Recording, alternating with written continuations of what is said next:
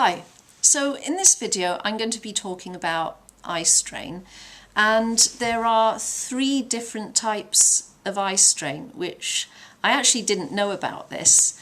So I'm going to explain what they are, and I am going to give a shout out to Antonio the optometrist for bringing this to my attention. And as I've said in the last video, he has a channel, he is an optometrist, he has a channel on all things optometry and eye related, so lots of useful information there. Because I've had all of these three types of eye strains that he talks about, I'm going to basically explain what they are. So that's covering what he's explained, and then I'm going to explain what my experience has been here, and I'm going to add in a fourth one that is not been included. I don't know if it's a thing, but I think it should be included, and I think it should also be a thing. So the extra one that I'm going to add in, I'll mention it now, it's the concept of light sensitivity causing eye strain. So to go straight into the video is called "Is Dark Mode Better for Eyes?" and he talks about computers, and starts off with dark mode. That's interesting. Then he talks about computers in the eyes, and then he goes on to eye strain. Also talks about blue blocking glasses and his opinion about those. So to come to the eye strain, these are the three types of eye strain. So accommodative demand, so that means how close up you're looking at things. So if you're looking at things close up, like reading for a long time, your eyes have to work to bring that into focus at a short distance. So you can get eye strain with that. And he is talking in the context of using a screen, but I mean, this honestly works in all situations, but it would be exacerbated at a screen because of the way we work at them. And obviously there's the light and contrast thing as well. Okay, so there's also convergence demand. So when you look at something close, your eyes have to come together, they have to turn inwards to focus on that particular point. So that is convergence. And maybe if you've got weak muscles, or you're having to look at something quite close for a long time, your eyes are having to hold it like that, so your eyes can get quite tired from that as well. And then there's ocular surface, and that definitely is more of a thing at the computer than just regular reading, because of the light issue, and it can also be an issue with some books, like if you're dyslexic, the high contrast can be a problem. But what you're doing with the ocular surface, what it means is you're holding your eyes open and you're not blinking, and obviously your eye muscles are going to get strained, your eyelids will get strained, and the rest of your eyes will get strained from that as well, because blinking, it helps water the eyes and refresh them, so it replaces fluid, and obviously it resets the eye muscles as well, so it keeps everything a bit more relaxed if you blink enough.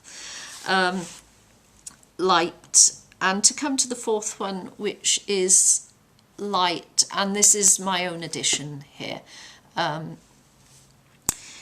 I would say that counts as well, because I mean, if you're light sensitive, you are going to squint more at ordinary light, but in any case,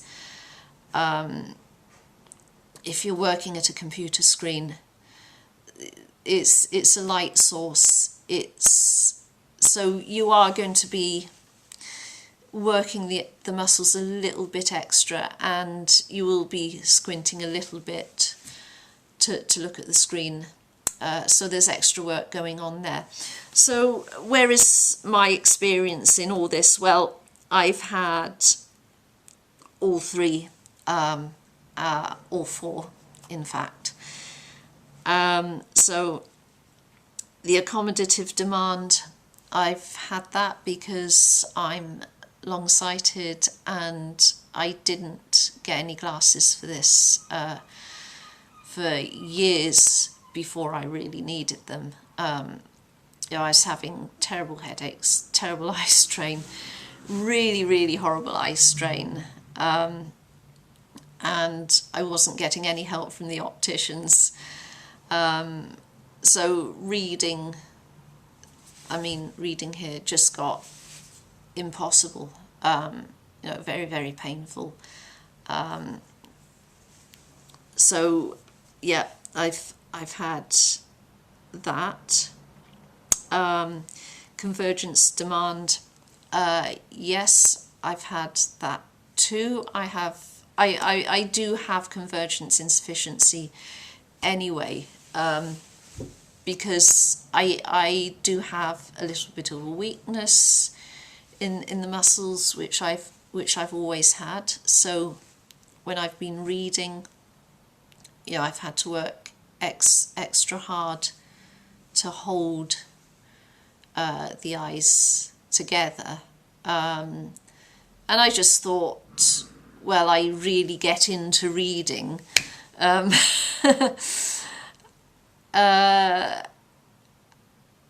But when it came to working with computers, that's when I really started, you know, the pain really started kicking off, without a doubt.